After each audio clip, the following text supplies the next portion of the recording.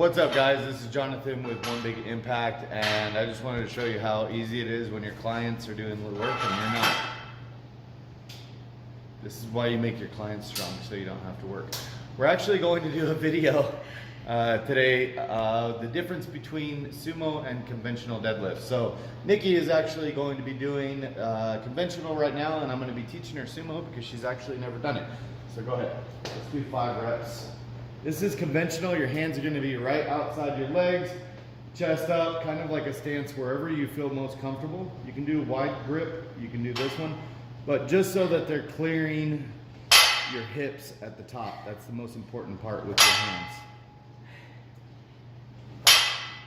Now I think a lot of people are going to say, what should I pull, sumo or conventional? I think the most important thing is, what are you strongest at? If you are going to be competing, either one is going to be perfectly acceptable. We all know sumo is cheating, so we don't do that.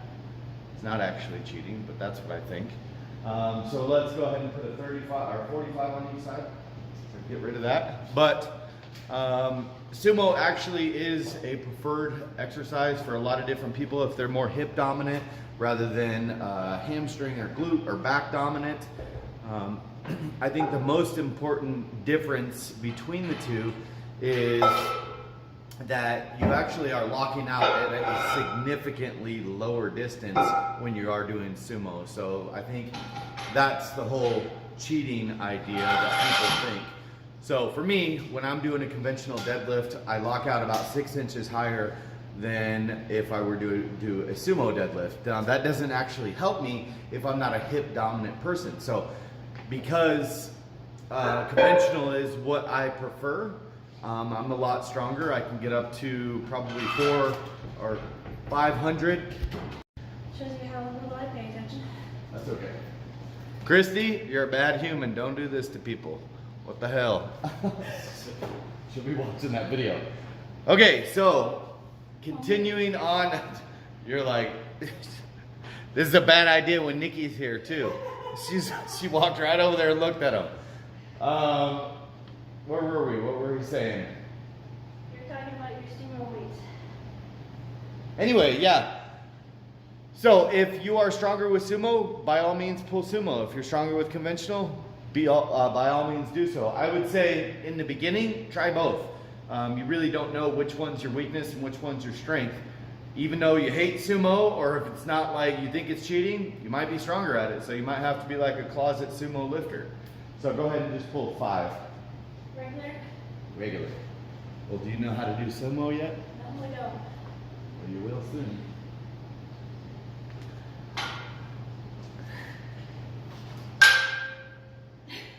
Don't touch the cupcakes, man. It's a bad idea.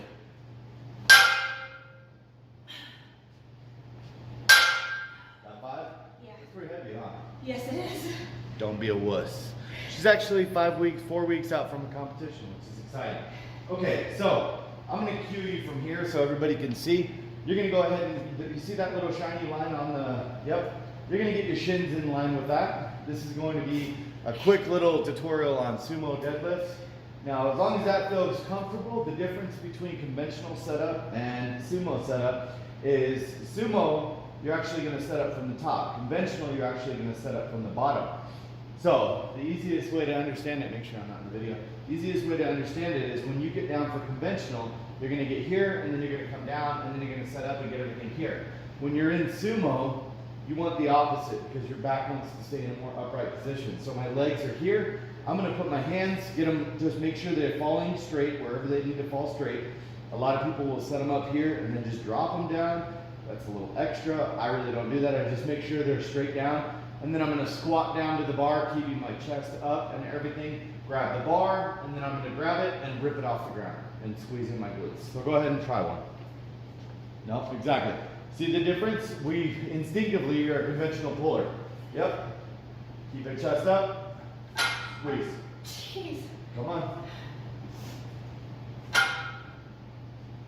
Good. Let's do 2 more.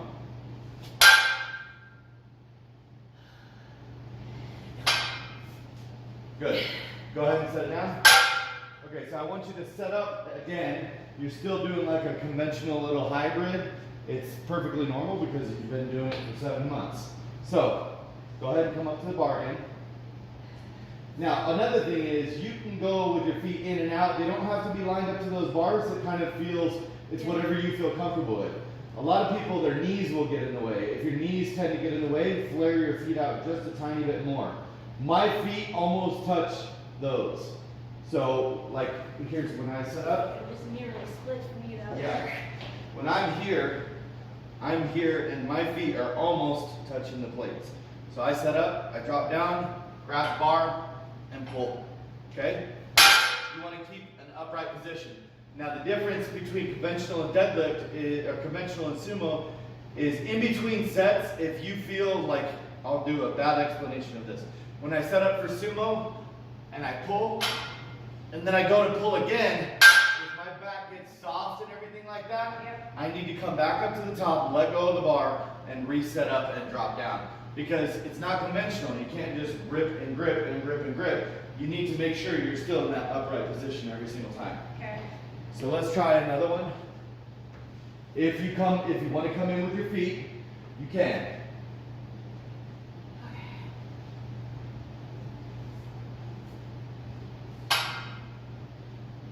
Did that feel any better for you with a little bit more in? Okay, do another rep. Okay, stop.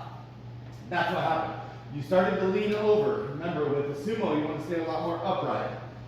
So go ahead and do 2 reps.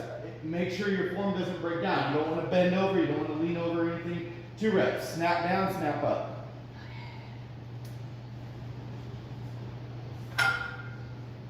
One. No, reset up at the top.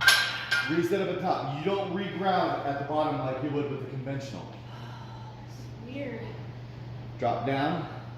Hands right between your legs. Squat, pull. Good. Okay. So, now we're actually going to see which one you're stronger at. It's a little bit difficult because you're going to get fatigued through the process or whatever. But we're going to put a little weight on that bar. So let's put a 25 pound, 185 is your max? 175. Okay, so put a 25 on each side, and then we're going to pull conventional, and then we're going to pull sumo and see which one you do better at. Okay. Be right back. Officially 32 years old today. Right? Sure. What do you mean, sure? You don't know how old I am? Yeah, did you say you're nearing 40? What the hell? That's an old bitch. Oh, you can't say that on YouTube. No. I say whatever I want. Ready? Okay, conventional. Turn your toes out just a little bit. The reason you'll turn your toes out just a little bit, not as much as sumo, is because you can incorporate a lot more glute activation by doing so. You might want to do overhand, underhand if that's going to be an issue for you for grip. Yep. I always forget about that. You gotta get those hips down, pull that back up, pull. Get it, all the way up. That's a 10-pound PR. That's 185. That's right, sucker! Tricked you into that shit. That's awesome. I think you got a little more. Okay, let's put a 5 and a 2 on there and see if we can get a solid 200. Let's see if she's gonna get let's see if she gets a 200-pound PR right in front of you guys. With no music. Is it chalk too? Yeah, in complete silence. By the way, use chalk balls because you don't want to be an asshole and leave chalk all over people's. As she's doing it. Yep. You see you? I'll clean it. I'll clean it. No, you're good. I vacuum every day. 200 pounds. What you got there, little buddy? Get that chest up, remember? Your hips down. Let's go. Pull it. Come on, you can do this. Get it. Go, go, go, go. All the way. Lock it out. Lock it out. Bring it up. Bring it up. Keep going. There you go. Good job. A little bit of strong man in there, but she did it. Good job. Holy crap. 200 pounds. That's a 25-pound PR in one fucking session. She's not even supposed to deadlift today. Shit. Okay, so now I want you to bring that back down to 185. So drop the small stuff off there, and we're just gonna do a quick comparison to see if the 185 is there.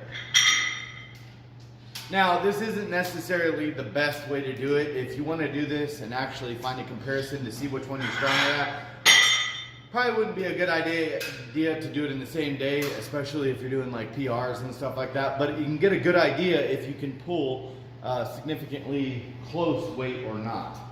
So let's see if you can do this 185 on sumo. Should I do squats too? What are you doing with your hands? I don't know. Your hand, Nikki, where do your hands go? Stand up. What the fuck is going on? I forgot. She got that 200 on her mind now. All right. I don't know how you was gonna get the bar off the ground like that. Wishful thinking. Pull it. Yeah. See, and bar didn't even move at all. Let's try it again. Try it again one more time. Don't let your back get over to where it's rounding. Remember, you want to stay very upright with this. Pull. I can't even budge it. Good. So you can see some obvious differences between the pulling. Obviously, she's fatigued, but there's a big difference between sumo as far as like I'm concerned, and a lot of lifters don't pull sumo, but some are good at it. So if that information helped you, please check us out on Facebook. Our group is called Healthy Living for a Healthy Life. Give her a little clap for the 200-pound deadlift. Good job. 5 weeks out, 4 weeks out, 3 days out, 3 days till the competition. I said 3 days till the competition. You're supposed to say no. Have a good day, guys. Be stronger than your excuses. Thank you, Nikki. You're welcome. Say bye. Say bye awkwardly. Bye.